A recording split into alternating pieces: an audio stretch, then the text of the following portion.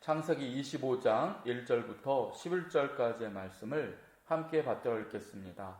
아브라함이 후처를 맞이하였으니 그의 이름은 그두라라. 그가 시므란과 욕산과 무단과 미디안과 이스박과 수아를 낳고 욕산은 스바와 드단을 낳았으며 드단의 자손은 아스루 족속과 르두시 족속과 루미 족속이며 미디안의 아들은 에바와 에벨과 하녹과 아비다와 엘다아이니 다 그두라의 자손이었더라. 아브라함이 이삭에게 자기의 모든 소유를 주었고 자기 서자들에게도 재산을 주어 자기 생전에 그들로 하여금 자기 아들 이삭을 떠나 동방 곧 동쪽 땅으로 가게 하였더라. 아브라함의 향년이 175세라. 그의 나이가 높고 늙어서 기운이 다하여 죽어 자기 열조에게로 돌아가매 그의 아들들인 이삭과 이스마엘이 그를 마므레 앞 헷 족속 소알의 아들 에브론의 밭에 있는 막벨라 굴에 장사하였으니 이것은 아브라함이 헷 족속에게서 산 밭이라. 아브라함과 그의 아내 사라가 거기 장사되니라. 아브라함이 죽은 후에 하나님이 그의 아들 이삭에게 복을 주셨고 이삭은 부엘라 헤로이 근처에 거주하였더라. 아멘. 아브라함은 75살의 나이에 하란에서 주님의 부름을 받고 믿음의 홀로 서기를 시작합니다. 그로부터 100년이 지났습니다. 이제 175살에 아브라함은 하나님의 부름을 받고 인생을 마감하게 됩니다. 자그마치 100년 동안의 믿음의 여정이 끝난 것입니다. 요즘은 100세 시대라고 하지요. 인간의 수명이 100년을 바라보는 시대가 되었습니다. 하지만 인생에서 중요한 것은 얼마나 오래 사느냐가 아닙니다. 중요한 것은 그 인생이 하나님 앞에 의미 있는 인생인가 하는 것입니다. 무엇보다 사람은 인생의 마지막을 어떻게 보냈느냐, 그것이 가장 중요합니다. 우리는 하나님께서 영광을 받으시는 삶을 살 때도 있었지만은 때로는 하나님의 뜻을 벗어나서 방황을 한 때도 있습니다. 그렇게 인생은 엎치락 뒤치락 하면서 살아가는 것입니다. 하지만 인생의 마지막 순간만큼은 하나님이 기뻐하시는 모습대로 살다가 죽어야 하지 않겠습니까? 예수님이 십자가에 달리실 때에 좌우편의 강도가 보여준 그 마지막 모습은 그런 점에서 우리들의 마지막이 얼마나 중요한지 그것을 알려준다고 할 수 있습니다. 한편의 강도는 끝까지 죽는 순간까지도 예수님을 조롱했고 자신의 인생을 저주하다가 죽었습니다. 하지만 또 다른 편의 강도는 지난 세월의 모든 악행들을 뉘우치고 주님께 마음을 열었습니다. 그랬기 때문에 지난날의 과거가 너무나 악했지만은 주님은 그에게 낙원을 허락해 주신 것입니다. 인간의 인생이 어느 한순간 중요하지 않을 때가 없지만은 무엇보다 믿는 사람에게는 마지막 모습이 참으로 중요하다고 할 수 있습니다. 그렇다면 아브라함은 어떤 삶을 살았을까요? 아브라함 또한 100년의 믿음의 여정 가운데에 우리가 본보기로 삼을 만한 믿음의 삶을 살기도 했지만은 반대로 아브라함을 통해서 타산지석의 교훈, 그러니까 따라가서는 안 될 그런 삶을 살기도 했습니다. 먼저 아브라함이 갈대아 우르를 떠났다는 그 모습은 우리가 충분히 본받을 만합니다. 오늘날도 그렇지만은 고대 사회에 아무런 연고도 없는 땅을 믿음 하나만을 보고 떠났다는 것은 참으로 대단한 믿음이라고 할 수 있습니다. 하지만 곧이어서 아브라함은 우리가 따라가서는 안 되는 모습을 보여줍니다. 그는 가나안 땅을 얼마 앞두고 하란에 머물렀던 것입니다. 안일감만 못한 것이지요. 하나님의 말씀을 듣고 순종하면 끝까지 가야 하는데 가다가 중도에 멈춘 모습을 보면 우리는 그것을 통해서 타산지석의 교훈을 삼을 수 있습니다.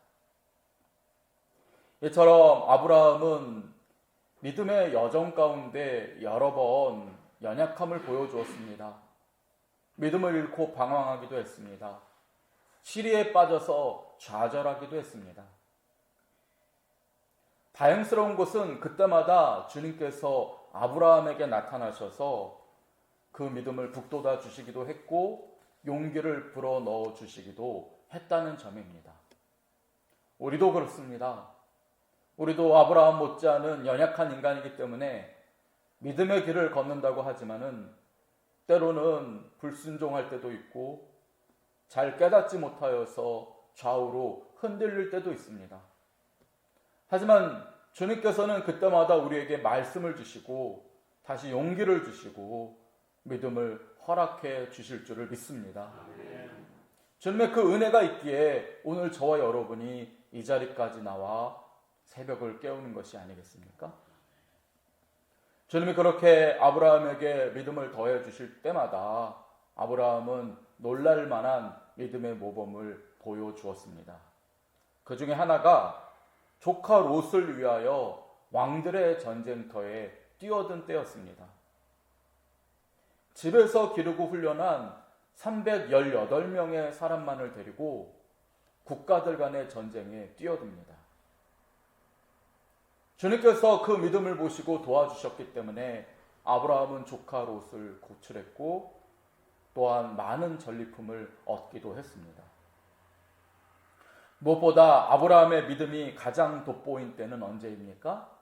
그가 주님의 말씀을 듣고 아들 이삭을 그대로 순종함으로 바치려고 했던 때였습니다. 그때 하나님께서도 아브라함이 하나님을 경외하고 있다고 그 믿음을 인정해 주셨습니다. 이렇게 아브라함은 믿음의 조상답게 우리에게 모범을 보여준 적도 있지만은 그 반대의 경우도 있습니다. 그 중에 하나는 아내를 누이라고 속인 때였습니다. 혼자 살기 위해서 자기 아내를 내팽개쳐 버렸습니다. 그때는 아무리 믿는 자라고 해도 아무리 잘 봐주려고 해도 아브라함은 불신자만도 못한 모습을 우리에게 보여주었습니다. 또한 아브라함은 주님의 약속을 진중하게 기다리지 못한 점도 그의 인생 가운데 보여줍니다. 그래서 주님의 약속을 기다리지 못하고 자기 마음대로 이 일을 행한 때가 있었습니다. 예를 들면 아브라함은 사라를 통해 태어날 후손이 그의 후손이 되고 장차 그들을 통하여 가나안 땅을 주시겠다는 그 약속을 기다리지 못합니다. 그래서 다메섹에서 데리고 온 종 엘리에셀을 자신의 후계자로 삼으려고 한 적이 있습니다.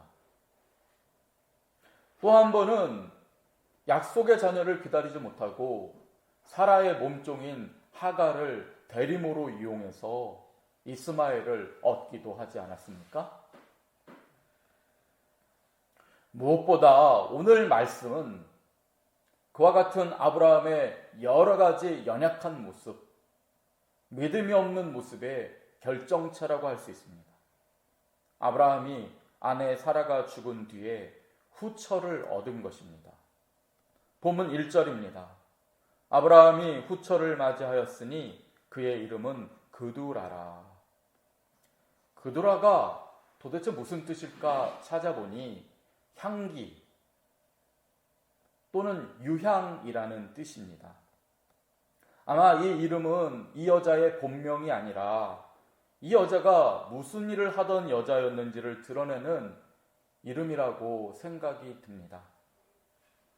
성경을 아무리 찾아봐도 그두라가 어디 출신인지, 부모는 누구인지, 어떤 삶을 살아왔는지 그 배경을 알 수 없습니다. 게다가 그 이름을 유향이라고 한 것을 보면 이 여자는 남자를 상대로 하는 직업을 가졌던 여자로 추측이 됩니다. 아브라함은 인생의 말년에 이런 여자를 아내로 얻은 것입니다. 물론 아브라함은 외로웠을 것입니다. 그의 마음에는 사랑했던 사라, 그러나 자기 때문에 고생만 했던 사라에 대한 애통함과 슬픔이 있었습니다. 그 외로움은 충분히 이해됩니다. 하지만 그의 아들 이삭을 보십시오. 어제 우리가 이 말씀을 나누지 않았습니까? 이삭은 어머니를 잃은 그 큰 슬픔 중에도 광야로 나가 묵상하고 기도했습니다. 그래서 자신의 공허함을 하나님으로 채웠습니다. 그렇기 때문에 주께서는 그의 외로움을 달래줄 평생의 반려자 리브가를 허락해 주신 것이지요. 하지만 아브라함은 어떻습니까? 이러한 과정 없이 육신의 정욕으로 자신의 공허함을 달래려고 한 것입니다. 아내 사라가 죽은 다음에 얻은 여자이니 그두라는 후처가 맞습니다. 법적으로 볼 때는 아무 문제가 없습니다. 하지만 역대상 1장을 보시게 되면은 성경은 이 그두라를 아브라함의 소실이라고 기록하고 있습니다. 즉 첩이라는 말입니다. 왜 아브라함의 아내인 이 그두라를 성경이 첩이라고 말했겠습니까? 그것은 아브라함이 자신의 말년에 욕정을 해소하기 위해서 여자를 품었고, 그러므로 그두라는 아브라함의 아내라기보다는 첩에 가까운 여자였다는 뜻입니다. 어쩌면 그두라는 아브라함의 재산을 노리고 늙은 아브라함에게 접근했는지도 모르겠습니다. 아무튼 아브라함과 그두라 사이에서는 6 아들이 나옵니다. 그런데요, 그들의 이름을 보면은 아브라함이 말년에 믿음을 잃은 것이 아닐까 그런 생각까지 하게 됩니다. 그두라와의 사이에서 낳은 첫째 아들은 시므란입니다. 그 뜻은 찬양하다라는 뜻입니다. 자식들의 이름은 아버지가 지어주지 않습니까? 첫째 아들의 이름은 찬양이라고 했으니 이때까지는 아브라함의 믿음이 엿보입니다. 하지만 둘째 아들은 욕산으로 그 뜻은 새 사냥꾼이라는 뜻입니다. 셋째 아들은 무단인데 그 뜻은 분쟁이라는 뜻입니다. 넷째 아들은 미디안으로 그 뜻은 심판입니다.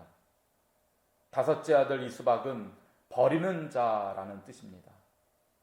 그리고 막내 아들은 수아로 그 뜻은 부귀영화라는 뜻입니다.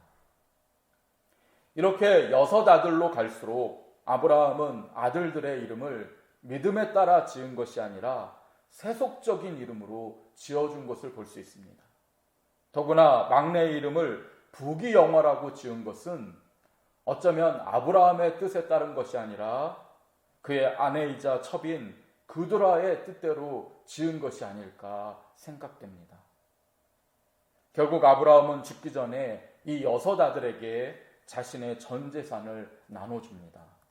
오늘 본문 5절과 6절을 보면 다음과 같이 기록되어 있습니다. 아브라함이 이삭에게 자기의 모든 소유를 주었고 자기 서자들에게도 재산을 주어 자기 생전에 그들로 하여금 자기 아들 이삭을 떠나 동방 곧 동쪽 땅으로 가게 하였더라. 이 말씀을 보시면 이삭에게 자기의 모든 소유를 주었는데 또 그 그두라의 아들들에게 재산을 주었다 기록되어 있습니다. 이 말이 무슨 뜻입니까? 아들 이삭에게는 약속의 땅인 가나안 땅을 물려주었다는 것을 말합니다. 그러나 그두라의 아들들에게는 은금 보화와 같은 재물들을 다 나누어 주었다는 것을 말하는 것입니다. 땅은 하나님의 약속이었습니다. 그랬기 때문에 약속의 아들인 이삭에게 줄 수밖에 없었습니다. 하지만 땅만 있으면 됩니까? 땅을 관리하고 지키려면 재물도 있어야 합니다. 그런데 아브라함은 말년에 그 모든 재물들을 그두라의 자식들에게 나눠주게 된 것입니다. 그리고 이 6 아들들이 이삭이 거주하는 땅에 머물지 못하도록 동쪽으로 보냅니다. 많은 재산을 한 짐씩 지어주고 동쪽으로 보냈습니다. 왜 그랬겠습니까? 그냥 뒀다가는 이삭이 견딜 수 없을 것을 알았기 때문입니다. 그두라의 자식들은 6명이나 됩니다. 그들이 연합하여 이삭을 괴롭히면 이삭은 그나마 가진 땅도 빼앗길 것이 틀림없습니다. 결국 오늘 본문 말씀을 보시면은 아브라함이 죽었을 때에는요, 그의 장례를 지킨 사람은 이삭과 이스마엘 뿐이었습니다. 6 아들은 아버지의 장례식에 오지도 않습니다. 그리고 그두라의 아들들은 훗날 아랍 사람들의 조상이 됩니다. 오늘날까지도 아랍인들은 이스라엘 사람들과 앙숙이지 않습니까? 물론 아브라함이 그두라를 아내로 두지 않았더라도 이스라엘 백성들은 다른 이방 민족들과의 사이에서 여러 가지로 고난을 겪어야 했을 것입니다. 그렇게 고난을 통해서 믿음이 성장하기 때문입니다. 하지만 이 아랍 사람들은 누구입니까? 결국 같은 조상을 두고 있는 사람들입니다. 그들도 자신들의 조상을 아브라함이라고 말합니다. 그렇다면 오늘날까지 대립하고 서로를 증오하게 되었던 것은 얼마나 안타까운 일입니까? 성도 여러분, 어쩌다 이렇게 되었습니까? 믿음의 사람이라고 인생을 시작한 아브라함이 마지막에 그 믿음을 지키지 못했기 때문입니다. 믿음의 조상 아브라함이 마지막에는 따라가서는 안 될 모습으로 우리에게 교훈을 남겨주고 있는 것입니다. 우리는 아브라함의 경우를 보아서라도 마지막 한순간까지 주님만을 바라보고 올곧이 믿음을 지킵시다. 인생은 어느 한순간도 중요하지 않은 때가 없지만 성도는 그 마지막이 무엇보다 중요합니다. 하나님께서는 성도의 죽음을 보신다고 시편 기자는 말씀합니다. 우리의 남은 인생이 좌우로 치우치지 않으며 더욱 믿음 안에 거하게 되시기를 주님의 이름으로 축원드립니다. 아멘. 기도하겠습니다. 하나님, 아브라함의 인생과 같이 저희들이 믿음대로 살 때도 있지만 때로는 유혹과 시련 앞에서 흔들릴 때도 있습니다. 저희를 붙들어 주시고 믿음 안에 거하게 하옵소서. 우리의 남은 인생이 날마다 주님 붙잡아 주시는 은혜를 힘입어서 어제보다 오늘이 믿음으로 성장하는 인생 되게 하여 주시고 인생의 마지막이 가장 주님 보시기에 아름다운 믿음 되게 하여 주옵소서.